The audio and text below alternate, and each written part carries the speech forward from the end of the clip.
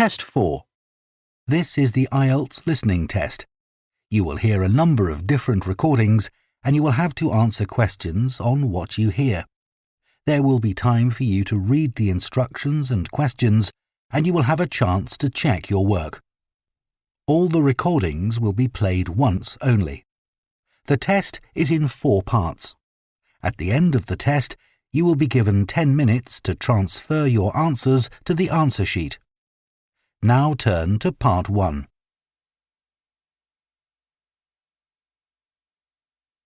Part 1. You will hear a man phoning to inquire about a cleaning service for his apartment. First, you have some time to look at questions 1 to 5.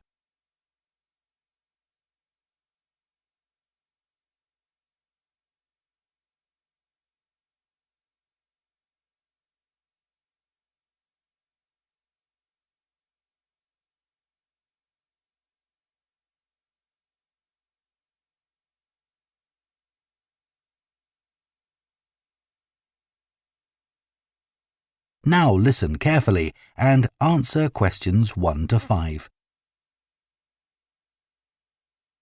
Hello, Easy Life Cleaning Services, Jacinta speaking. Oh, hello. I'm looking for a cleaning service for my apartment. Do you do domestic cleaning? Sure.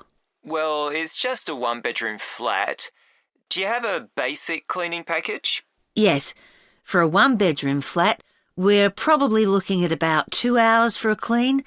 So we do a thorough clean of all surfaces in each room and polish them where necessary. Does your apartment have carpets? No, I don't have any, but the floor would need cleaning. Of course, we do that in every room. And we do a thorough clean of the kitchen and bathroom. Okay. Then we have some additional services which you can request if you want. So, for example, we can clean your oven for you every week. Actually, I hardly ever use that. But can you do the fridge? Sure. Would you like that done every week? Yes, definitely. And would ironing clothes be an additional service you can do? Yes, of course. It wouldn't be much, just my shirts for work that week. That's fine. And we could also clean your microwave if you want. No, I wipe that out pretty regularly, so there's no need for that. We also offer additional services that you might want a bit less often, say every month. So, for example, if the inside of your windows need cleaning, we could do that. Yes, that'd be good.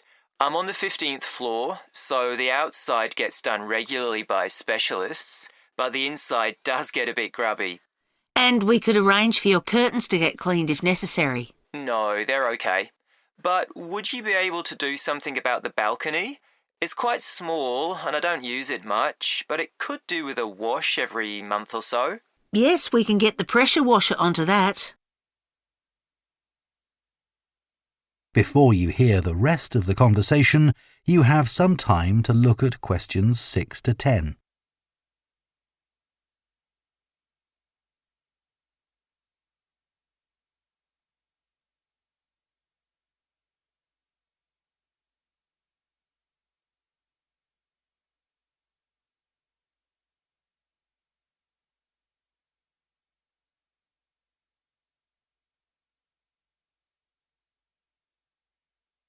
Now listen and answer questions 6 to 10.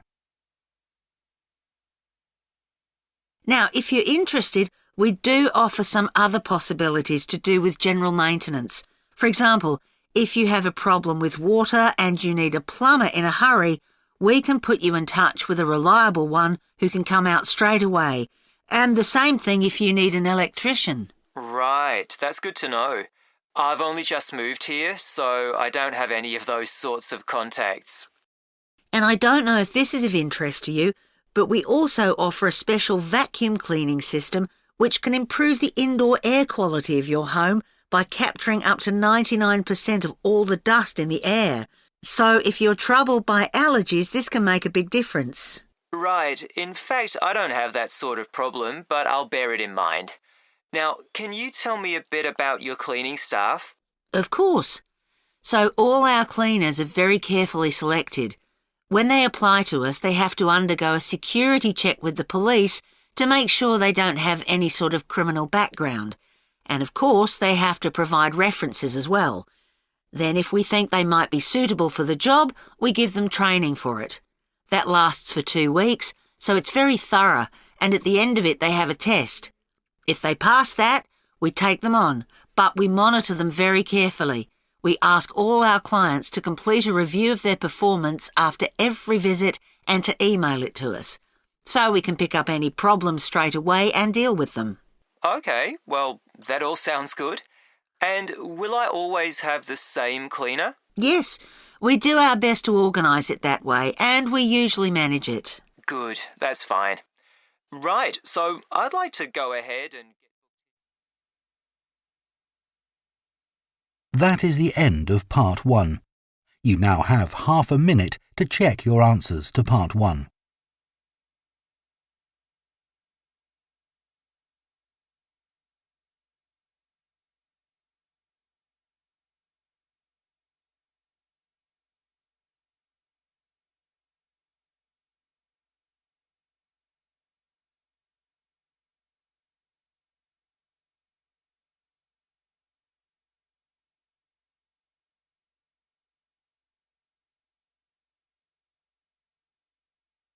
Part 2.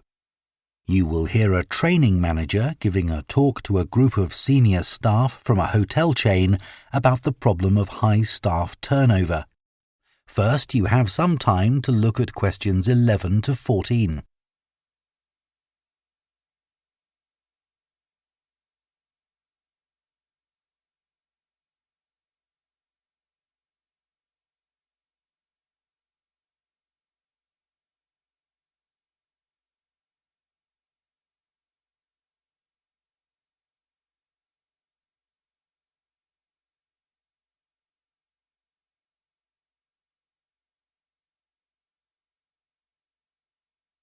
Now listen carefully and answer questions 11 to 14.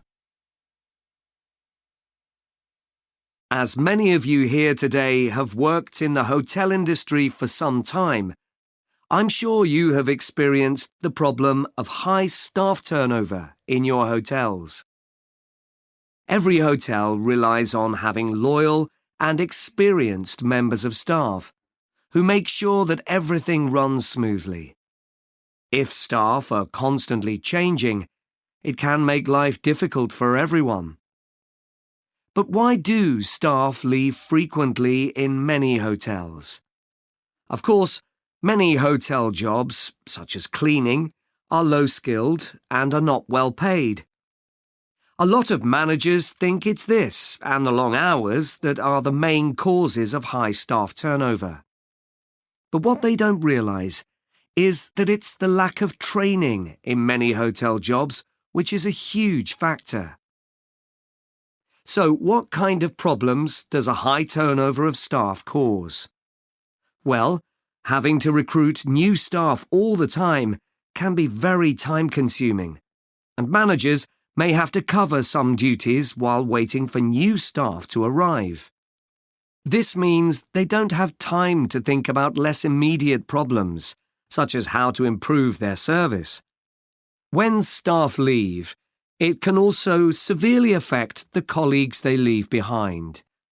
It has a negative effect on remaining staff, who may start to feel that they too should be thinking about leaving. So what can be done to change this situation? Firstly, managers should stop making basic errors which leave their staff feeling upset and resentful. When organising shifts, for example, make sure you never give certain staff preferential treatment. All staff should be given some choice about when they work, and everyone should have to work some evening and weekend shifts. If you treat staff fairly, they'll be more likely to step in and help when extra staff are needed. Keeping staff happy has other tangible benefits for the business. Take the Dunwich Hotel as an example. It had been experiencing a problem with staff complaints, and in order to deal with this, invested in staff training and improved staff conditions.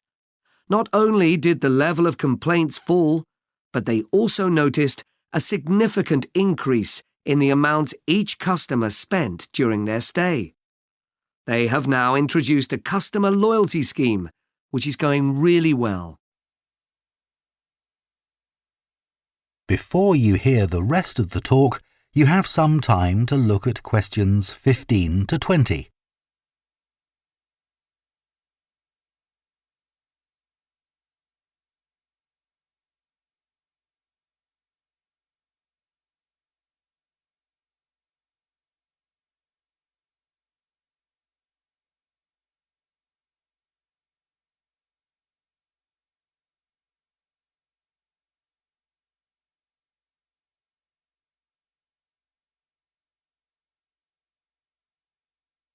Now listen and answer questions 15 to 20. Now I'd like to look at some ways you can reduce staff turnover in your hotels, and I'll do this by giving some examples of hotels where I've done some training recently. The Sun Club received feedback which showed that staff thought managers didn't value their opinions. They weren't made to feel they were partners who were contributing to the success of the business as a whole.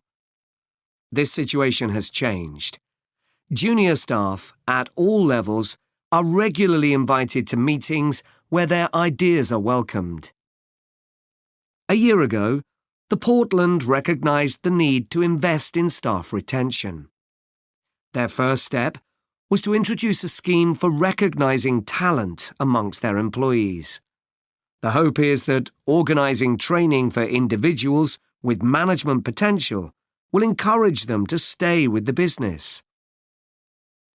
At Bluewater, managers decided to recognise 50 high achievers from across the company's huge hotel chain. As a reward, they're sent on an all-expenses-paid trip abroad every year. Fun is an important element in the trips, but there's also the opportunity to learn something useful. This year's trip included a visit to a brewery, where staff learned about the new beer that would be served in the hotel. Pentlow Hotels identified that retention of junior reception staff was an issue. In order to encourage them to see that working in a hotel could be worthwhile and rewarding with good prospects, they introduced a management program. These staff were given additional responsibilities and the chance to work in various roles in the hotel. Green Planet wanted to be seen as a caring employer. To make life easier for staff, many of whom had childcare responsibilities, the hotel began issuing vouchers to help cover the cost of childcare. Louise Marsh at the Amesbury has one of the best staff retention rates in the business. Since she joined the company, she's made a huge effort to achieve this by creating a cooperative and supportive environment. For her, the staff are part of a large family where everyone is valued. OK, now I'd like to move... That is the end of Part 2.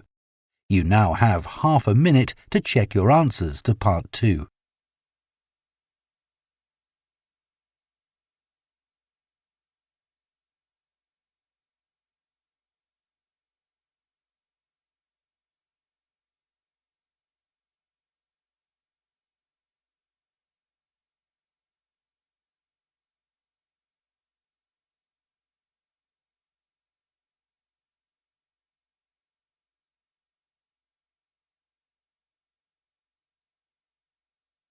Part 3. You will hear two students called Jean and Thomas discussing their sports science course. First, you have some time to look at questions 21 to 24.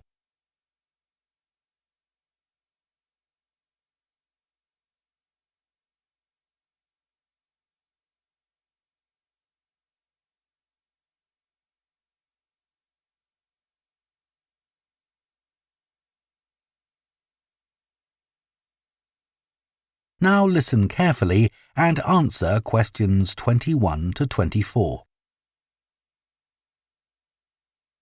Hi, Thomas. How are you enjoying the course so far? Yeah, I think it's good. Remind me, why did you decide to study sports science? Didn't you want to be a professional athlete when you were at school? Yeah, that was my goal, and all my classmates assumed I would achieve it. They thought I was brilliant. That must have been a nice feeling. I thought I could win anything. There was no one who could run faster than me. Exactly. So what happened? Did your mum and dad want you to be more academic? Not at all. Perhaps they should have pushed me harder, though. What do you mean? I think I should have practiced more.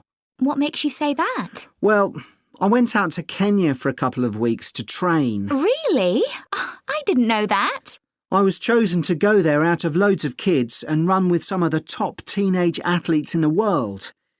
And I was so calm about it. I just kept thinking how fortunate I was. What a great chance this was. Everyone back home was so proud of me. But once we started competing, I very quickly realised I wasn't good enough. That must have been a huge shock. I thought, this can't be happening. I was used to winning. I'm sorry to hear that. It's okay. I'm over it now, and I think it's much better to do a university course. And this one has such a variety of sports-related areas. It's going to be good. Oh, I agree. I chose it because of that. Before you hear the rest of the discussion, you have some time to look at questions 25 to 30.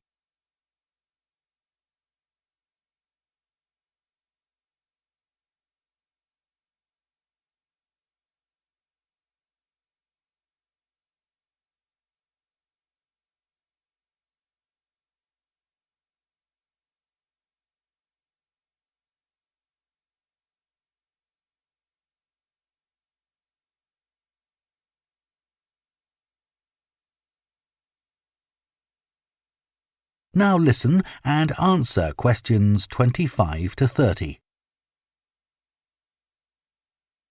So, Jian, have you thought of any ideas for the discussion session next week on technology and sport? We have to cover more than one sport, don't we? Yeah. You know, we always think technology is about the future, but we could gather some ideas about past developments in sport. Look at early types of equipment, perhaps. I remember reading something about table tennis bats once, how they ended up being covered with pimpled rubber. 'Cause they were just wooden at first, I'd imagine. Yeah. In about the 1920s, a factory was making rolls of the rubber in bulk for something like horse harnesses. Really? Yeah, and someone realised that it would make a perfect covering for the wooden bats. So, what about cricket? That's had a few innovative changes. Maybe the pads they wear on their legs? I don't think they've changed much, but I'm just looking on the internet. And it says that when the first cricket helmet came in 1978, the Australian batsman who first wore it was booed and jeered by people watching because it was so ugly. Wow!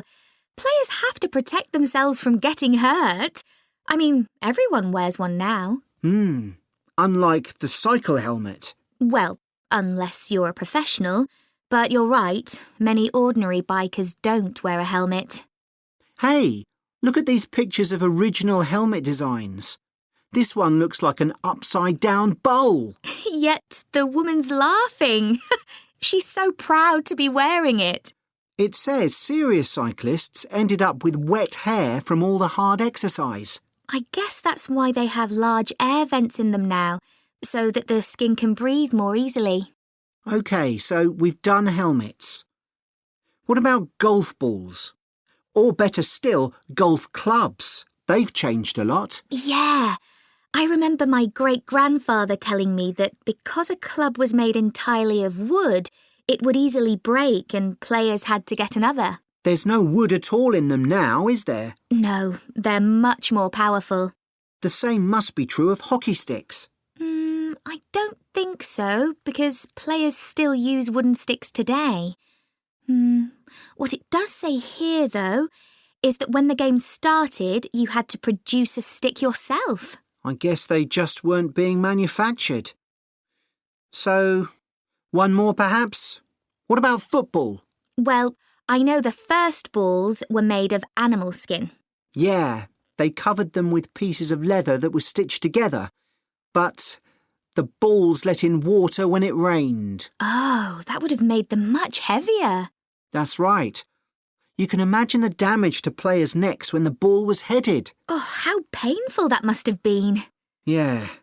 Well, I think we can put together some useful ideas and... That is the end of Part 3. You now have half a minute to check your answers to Part 3.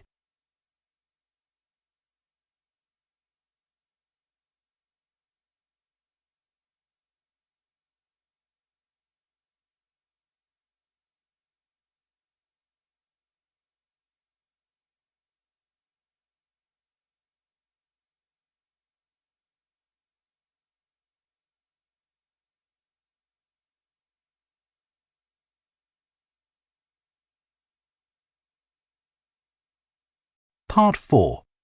You will hear a presentation by a food science student about the production of maple syrup. First, you have some time to look at questions 31 to 40.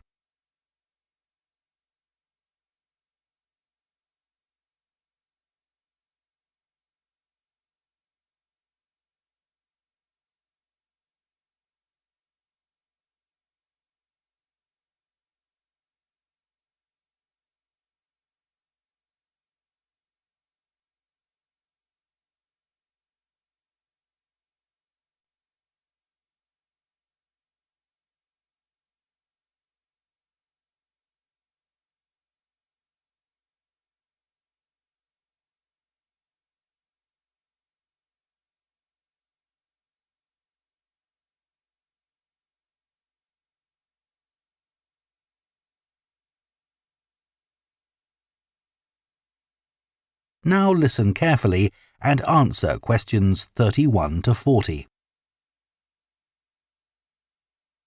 Hello, everyone. Today, we're going to look at another natural food product, and that's maple syrup. What is this exactly? Well, maple syrup looks rather like clear honey, but it's not made by bees. It's produced from the plant fluid, or sap, inside the maple tree, and that makes maple syrup a very natural product.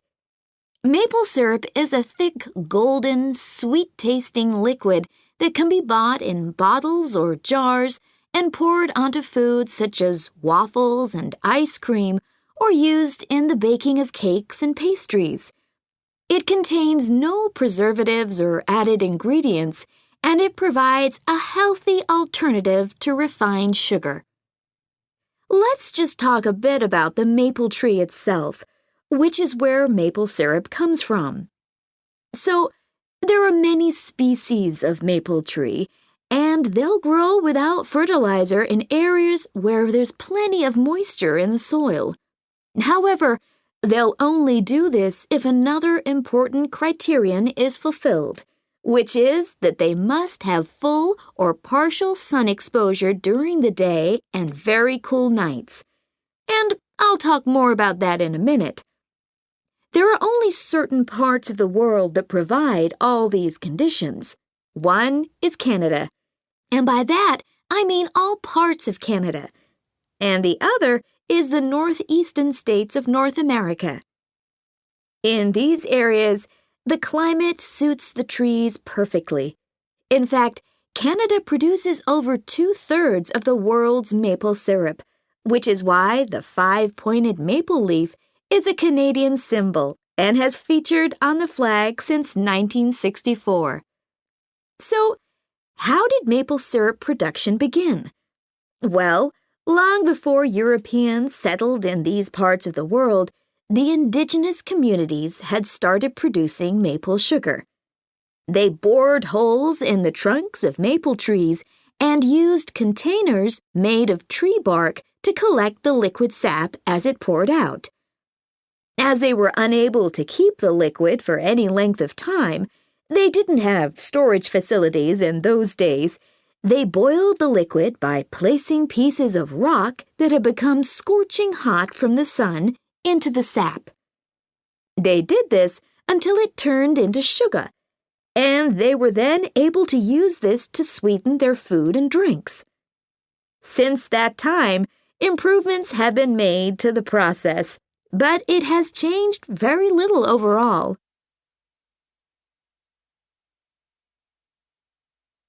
So, let's look at the production of maple syrup today. Clearly, the maple forests are a valuable resource in many Canadian and North American communities. The trees have to be well looked after, and they cannot be used to make syrup until the trunks reach a diameter of around 25 centimeters. This can take anything up to 40 years. As I've already mentioned, maple trees need the right conditions to grow and also to produce sap. Why is this? Well, what happens is that during a cold night, the tree absorbs water from the soil, and that rises through the tree's vascular system. But then, in the warmer daytime, the change in temperature causes the water to be pushed back down to the bottom of the tree. This continual movement, up and down, leads to the formation of the sap needed for maple syrup production. When the tree is ready, it can be tapped, and this involves drilling a small hole into the trunk and inserting a tube into it that ends in a bucket. The trees can often take several taps, though the workers take care not to cause any damage to the healthy growth of the tree itself. The sap that comes out of the trees consists of 98% water and 2% sugar and other nutrients. It has to be boiled so that much of that water evaporates, and this process has to take place immediately using what are called evaporators. These are basically extremely large pans. The sap is poured into these. A fire is built, and the pans are then heated until the sap boils. As it does this, the water evaporates and the syrup begins to form. The evaporation process creates large quantities of steam, and the sap becomes thicker and denser, and at just the right moment, when the sap is thick enough to be called maple syrup, the worker removes it from the heat. After this process, something called sugar sand has to be filtered out, as this builds up during the boiling and gives the syrup a cloudy appearance and a slightly gritty taste. Once this has been done, the syrup is ready to be packaged so that it can be used for a whole variety of products. It takes 40 liters of sap to produce 1 liter of maple syrup, so you can get an idea of how much is needed. So that's the basic process. In places like Quebec, That is the end of Part 4. You now have 1 minute to check your answers to Part 4.